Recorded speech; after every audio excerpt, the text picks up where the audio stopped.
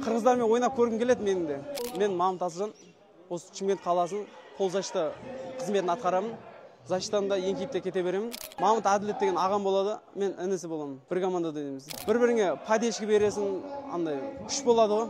Ағаң давай деп атса сен, одан бетер қаттырақ шабуға тырысасың ғой. Ағам мықты дейді, ағам әлем чемпионы, көшпенділер чемпионы. Біз енді тәжірибе алып келе жатырмық. Біз ауылда өскеннен атқа мініп өстік, тай үйретті. Содан баса қызығушылық артты да, атқа мінсең рахат сезім ғой. Жүресің, демаласың аттың үстінде. Уайымың азаяды. Табиғатпен содан бастап қызықтық ауылда өскеннен кейін. Өйстіп ағам шапты, ағамның артынан мен де қуып келедім. Әркім әрқалай түсінеді ғой, негізі атта жүрсең бір. Атта жүрген уақыт сұралмайды дейді ғой. Қырғыздармен ойнап көргім келеді менің де.